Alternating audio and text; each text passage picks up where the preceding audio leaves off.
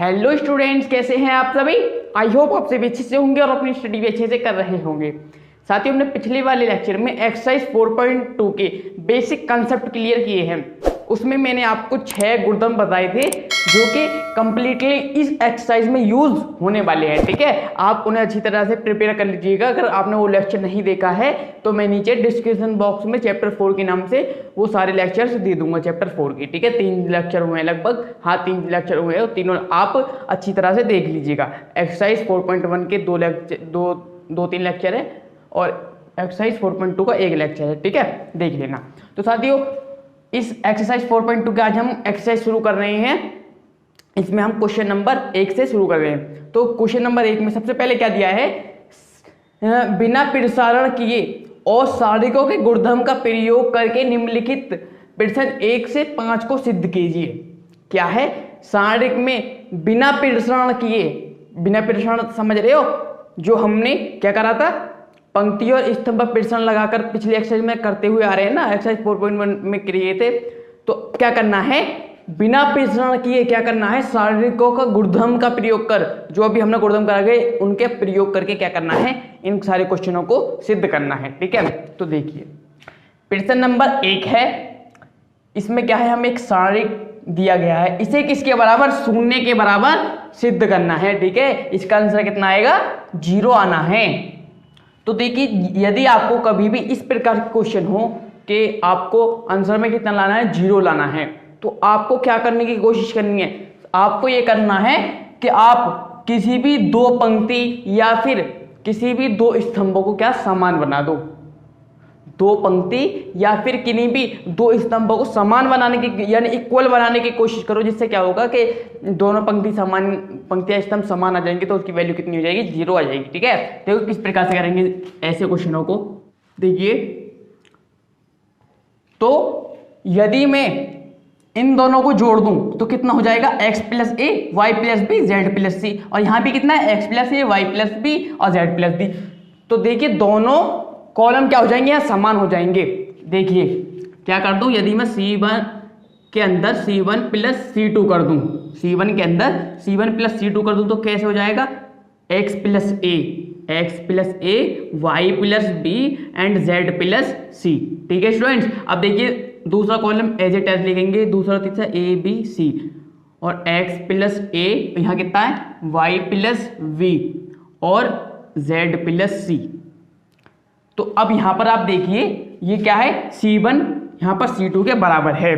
तो मैंने आपको property number I think property number 3 कराई थी, उसमें मैंने आपको बताया था यदि हमें एक सारणिक में दिए गए सारणिक के अंदर कोई भी 2 पंक्ति या फिर 2 स्तंभ समान होते हैं तो उस सारणिक का मान कितना आता है, 0 आता है। बताया था ना, लिख लो। यदि पहले लिख लो, हम जानते हैं, क्या जानते हैं, हम जानते हैं कि यदि सारणिक की 2 पंक्ति या 2 स्तंभ समान होते हैं, समान होते हैं, तो उस सारणिक का मान कितना आता है, उस सारणिक का मान 0 आता है।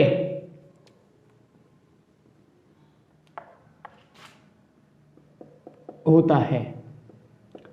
क्लियर स्टूडेंट्स, तो इस सारणी का मान कितना आएगा, 0 आना है। इसलिए ये, और यही क्या था, हमें सिद्ध करना था, ये 0 के बराबर तो दिखाना था। तो आप यहाँ पर देख सकते हो, यहाँ पर हमारे 2 कॉलम का मान क्या है, इक्वल है। इसलिए इस सारणी का, इस डिटर्मिनेंट्स का मान कितना आया, 0 आया। ठीक है, नोट कीजिए। चलिए प्रश्न नंबर 2 करते हैं। इसमें क्या है, हमें एक सारणी दिया गया है और ये किसके बराबर बताना है, हमें 0 के बराबर सिद्ध करना है। ठीक है, ये सारणी किसके बराबर, 0 के बराबर सिद्ध करना है। तो देखिए कैसे करेंगे, यहां से देखिए, यदि मैं a minus b b minus c और सी माइनस ए को जोड़ लेता हूं तो देखिए इसकी वैल्यू कितनी आती है, 0 आती है। जैसे देखिए a minus b plus b minus c plus कितना सी माइनस ए, तो यहाँ से देखिए ये ए प्लस में है और यहाँ माइनस में है तो ये कट जाएगा। ये माइनस बी प्लस में माइनस में, ये किस में है, प्लस में है, तो ये भी कट जाएगा। ये माइनस में, ये प्लस में, ये भी कट जाएगा। तो वैल्यू कितनी आनी है, 0 आनी है। ठीक है, उसी प्रकार से दूसरे रो में भी देखेंगे, ऐसे ही इसमें भी 0 आएगी और इसमें भी 0 आएगी। देखिए कर लेते हैं। C1 के अंदर क्या करते हैं, C1 plus C2 plus C3। किसी भी इन सारणिकों के अंदर क्या करना है आपको, बिना पृथन किए क्या करना, गुणधर्म का प्रयोग करना है। ध्यान रखना इस चीज के लिए, पृथन मत कर देना किसी में भी। तो देखिए कितना हो जाएगा, इधर कर लेते हैं, a माइनस बी और b माइनस सी, c माइनस ए, कितना हो जाएगा 0। और ऐसे ही b माइनस सी और c minus a plus c minus a plus a minus b. तो देखिए b से b कैंसिल आउट और c से c कैंसिल, क्योंकि वो माइनस में, ये प्लस में, और ये माइनस में, ये प्लस में, ये भी। तो यहाँ पर वैल्यू कितनी आई, 0 है। और ये कितना है, c minus a plus a minus b plus b minus c. Plus क्यों लगा रहे हैं हम, क्योंकि हमें यहाँ पर C1 plus C2 plus C3 करना है। ठीक है, ये देखिए ये प्लस का, ये माइनस का, और ये माइनस का, ये प्लस का, ये माइनस का, ये प्लस का, ये भी कैंसिल आउट। तो यहाँ पर हम कह सकते हैं दोनों की वैल्यू कितनी आई, तीनों की आई वैल्यू 0 है यहाँ से।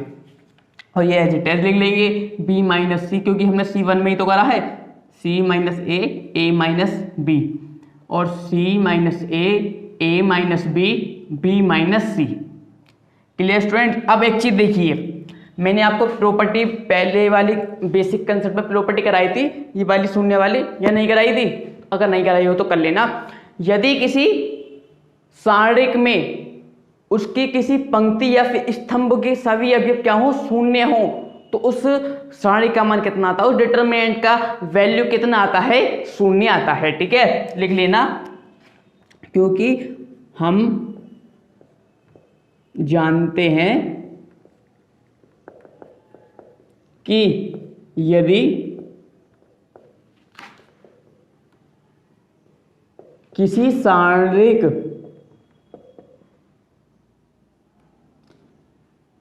के किसी पंक्ति या स्तंभ के सभी अवयव क्या हो, 0 हो, तो उस पंक्ति का, उस पंक्ति या फिर कर लेना स्तंभ का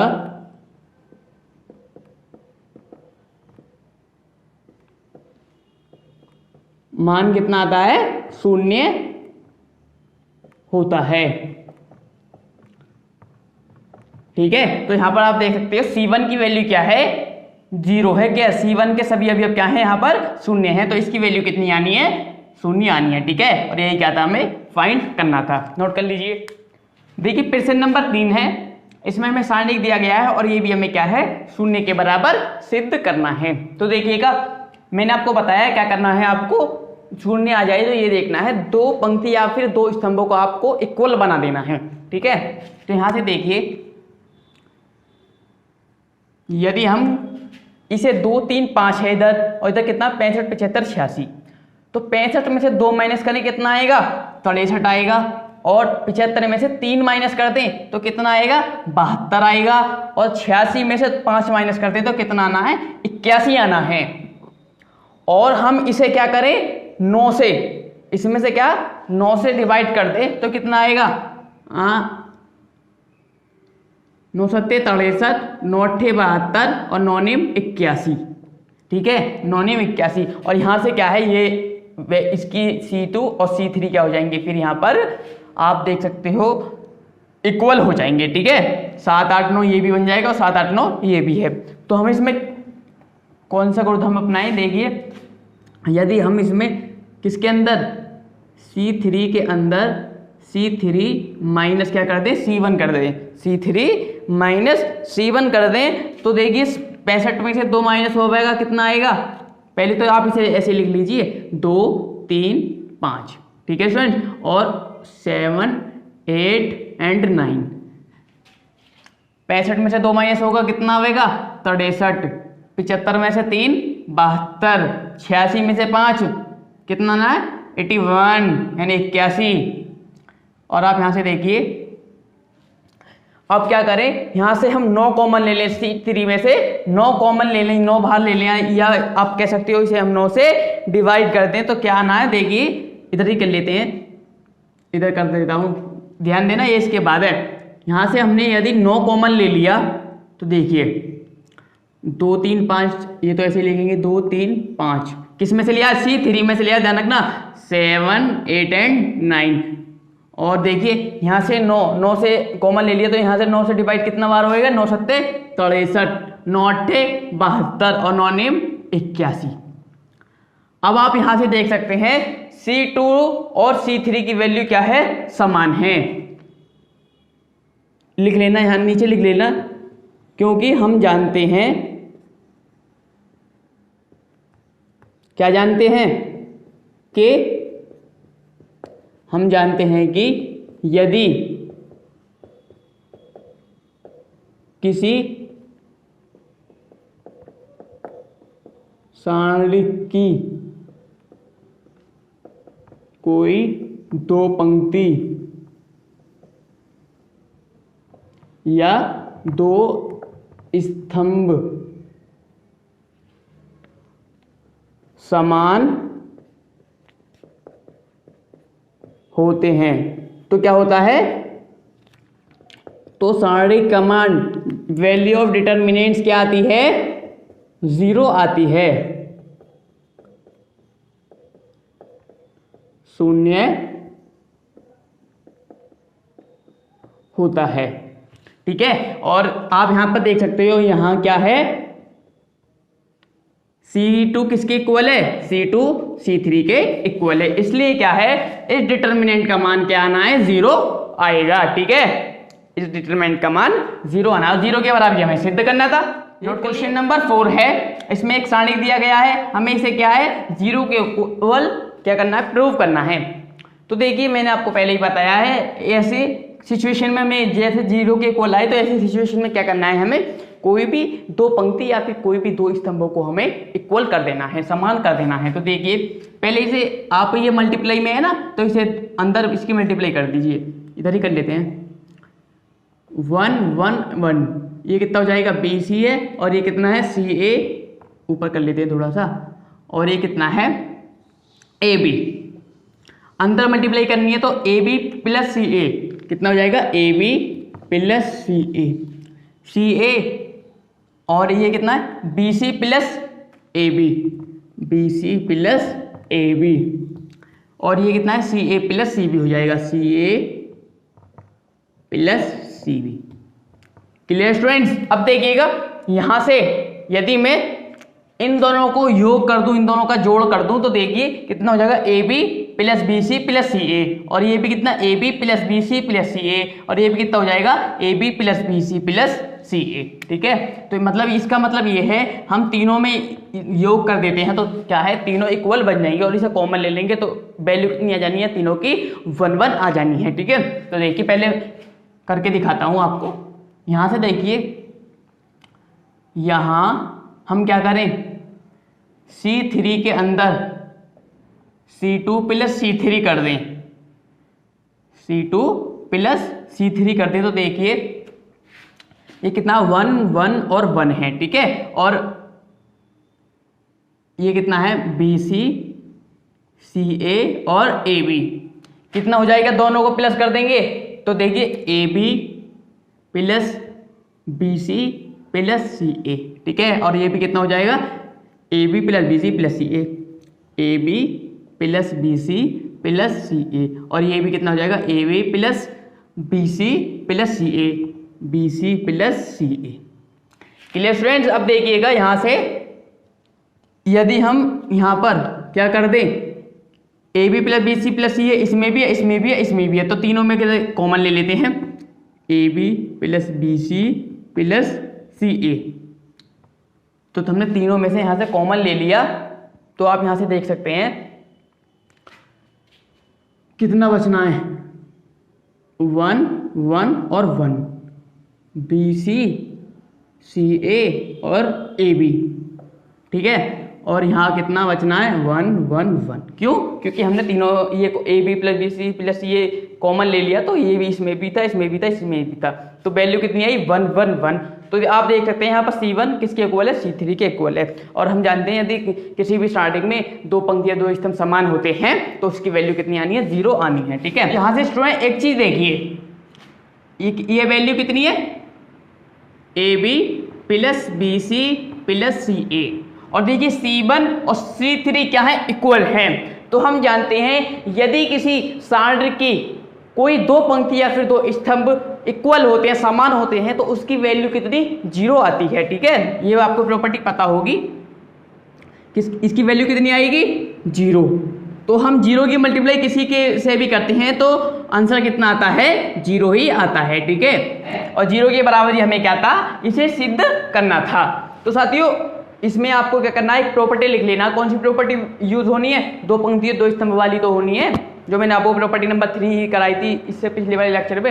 तो लिख लेना, यदि किसी, हम जानते हैं कि यदि किसी सारणी की दो पंक्ति या फिर दो स्तंभ समान होते हैं तो उस सारणी का मान 0 आता है, ठीक है। एक लाइन लिख लेना यहाँ पर नीचे, तो इसे नोट कीजिए। क्वेश्चन नंबर 5 करते हैं। तो क्वेश्चन नंबर 5 थोड़ा सा आपको टफ लग रहा होगा, लेकिन टफ नहीं है, आप स्टेप बाय स्टेप करोगे ना बहुत ही आसान लगने लगेगा। देखिए कैसे करेंगे। सबसे पहले हमें क्या करना है, हाँ देखना है ये कितना B प्लस C और ये कितना C प्लस A। तो आप देख सकते हो यहाँ पर कोई कुछ इक्विवेलेंटी हो रही है।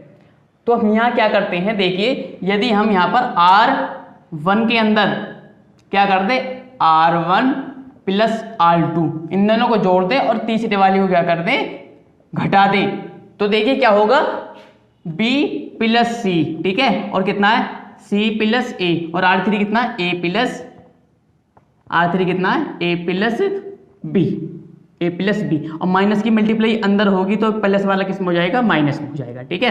तो यहाँ से देखिए A से A कैंसिल आउट और B से B कैंसिल आउट, कितना बचा, C प्लस C यानी 2C, कितना बचा, 2C, ठीक है स्टूडेंट्स। अब देखिए ऐसे ही अब कौन सा करेंगे, दूसरा वाला करेंगे। तो यहाँ कितना है, Q प्लस R1 कितना है, Q plus R plus R2 कितना है, R प्लस P, और R3 कितना है, P प्लस Q, और माइनस की ये माइनस अंदर पहुंच जाएगा तो कितना हो जाएगा, माइनस है। यहाँ देखिए P से P कैंसिल आउट और Q से Q cancel out, R plus R कितना हो गया, 2R, कितना हो गया, 2R, ठीक है। ऐसे ही ये क्या, हाँ ऊपर होना है ना, ये ऊपर होना है क्योंकि R1 के अंदर ही तो होना है। और देखिए अब क्या, Y प्लस Z और Z प्लस X, ठीक है। उसके बाद क्या है, R माइनस R3 कितना है, X कितना हो जाएगा, माइनस Y, X से S कैंसिल आउट, Y से Y कैंसिल आउट, क्योंकि ये प्लस में ये माइनस में, ये प्लस में माइनस, प्लस माइनस वाला क्या हो जाता है, कैंसिल आउट हो जाता है। और वैल्यू कितनी आई, 2Z, कितनी वैल्यू आई, 2Z, ठीक है। तो अब यहां से देखिए और बाकी चीज ऐसे ही चलेंगे, बाकी क्या क्या है, C plus A, R plus P और Z प्लस X, तीसरा क्या है, A plus B, P plus Q और X प्लस Y, ठीक है। अब आप यहां से देखिए 2 इसमें भी है, R1 के अंदर इसमें भी है, इसमें भी है, तो हम क्या करेंगे, 2 को क्या है, कॉमन ले लेते हैं। 2 कॉमन ले लिया, यहां से देखिए तो कितना हो गया, C R और Z, C plus A plus B और R plus P, Z plus X, P plus Q, X plus Y, ठीक है। अब आप यहां से देखिए यदि मैं ये जो C प्लस A है इसमें से क्या कर दूं, इसे माइनस कर दूं, C प्लस A में से C माइनस कर दूं तो क्या हो जाएगा, C से C कट जाएगा, क्या बचना है, A बचेगा, A ही तो बचेगा। जब C प्लस A में से माइनस कर देंगे किसको, C को, तो देखिए यहां कर देते हैं, इधर ही कर लेते हैं, R2 के अंदर क्या कर दिया, R2 माइनस R1 कर दिया। तो देखिए ये कितना C प्लस A माइनस कर देंगे किसको, C को, तो ये कितना हो जाएगा, C से C कैंसिल आउट हो जाएगा, ठीक है। तो कितना बचेगा, A बचेगा। ऐसे ही R से R कैंसिल आउट हो जाएगा, तो कितना बचेगा, ऊपर वाला तो ऐसे टैप लिखेंगे CR, और कितना है Z। C प्लस A में से माइनस कर दिया C, तो कितना A। R प्लस P में से R माइनस कर दिया तो P। Z प्लस X में से Z माइनस कर दिया तो कितना, X। और नीचे कितना है, A प्लस B, साथ में कितने है 2K, और P plus Q and X plus Y। ठीक है, यहां तक आपको व्यू हो रहा है, बिल्कुल हो रहा है। अब देखिए यहां से हम इसे दो पार्टों में तोड़ सकते हैं, बिल्कुल तोड़ सकते हैं। क्यों, क्योंकि हमने प्रॉपर्टी पढ़ी थी ना, कौन सी वाली, हमने प्रॉपर्टी नंबर अरे 5 ही तो पढ़ी थी। यदि एक सारणी की एक पंक्ति या स्तंभ के कुछ या सभी अवयव 2 या 2 से अधिक पदों में हो, यानी योगफल में ही तो है, या हमने पढ़ी थी ना, किसी सारणी की एक पंक्ति या फिर एक स्तंभ के क्या सभी अवयव क्या हो, 2 पदों में हो या फिर 2 से अधिक पदों के योगफल में हो, योगफल में ही तो है, तो उसे क्या कर सकते हैं हम, 2 या 2 से अधिक सारणिकों के योगफल के रूप में लिख सकते हैं। ठीक है, तो कैसे लिख सकते हैं हम इसे, 2 कितना है CA और क्या A, ऐसे ही R P और P।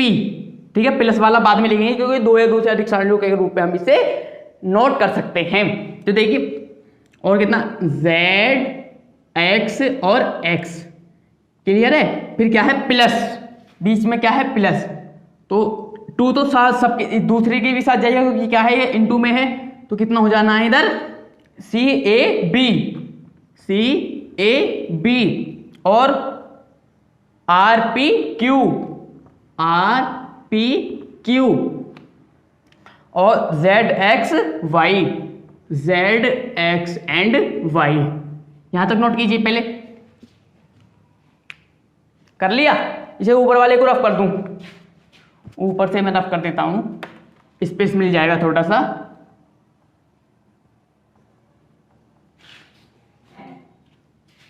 APX और ये कितना है APX, दोनों क्या है, दोनों यहां पर इक्वल हैं। तो हमने प्रॉपर्टी पढ़ी थी, कौन सी लिख लेना नीचे के, हम जानते हैं कि यदि किसी सारणी की 2 पंक्ति या फिर 2 स्तंभ क्या हो, समान हो, तो उस सारणी का मान क्या आता है, 0 आता है।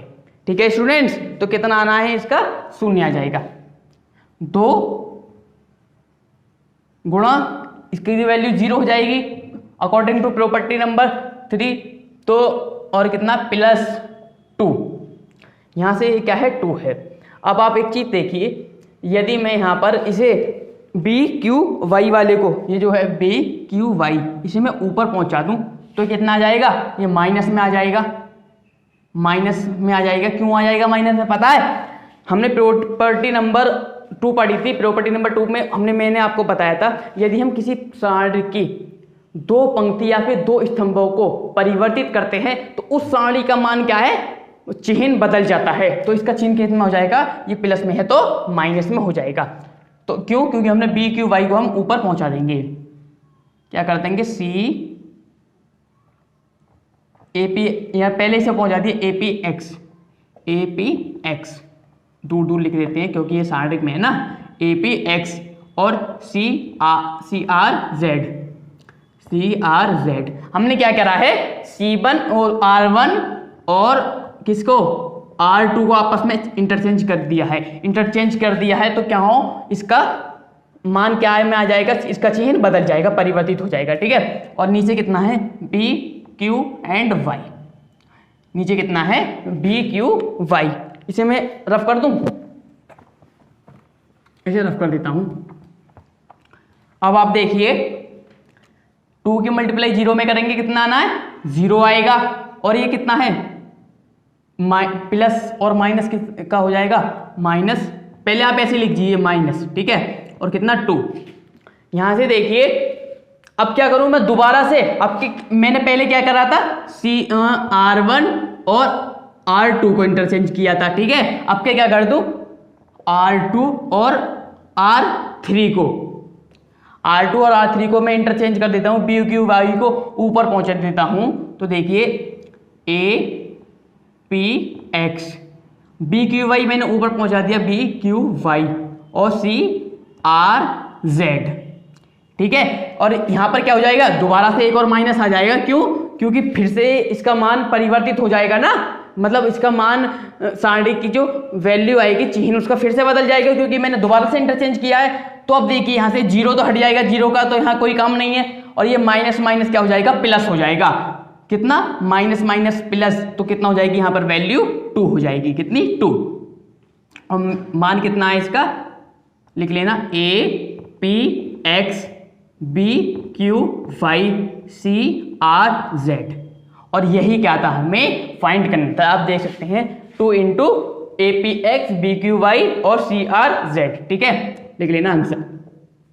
यही क्या है, इसका आंसर है। नोट कर लीजिए, हो गया। स्क्रीनशॉट लीजिए या फिर पॉज करके इसे नोट कर लीजिए। तो साथियों आज के लिए बस इतना ही। वीडियो पसंद आई तो वीडियो को लाइक कीजिए, शेयर कीजिए। यदि आप चैनल पर नए हैं तो सब्सक्राइब करके घंटी बजाना बिल्कुल भी मत भूलिए। और हमारे वीडियोस को अपने फ्रेंड सर्कल के साथ ज़्यादा से ज़्यादा शेयर करने की कोशिश कीजिए, ताकि हमारी फैमिली और भी बड़ी हो सके। ठीक है, और हम आपको और भी अच्छी तरीके से लेक्चर प्रोवाइड कर सकें। तो साथियों मिलते अगली वीडियो में, तब तक के लिए गुड बाय।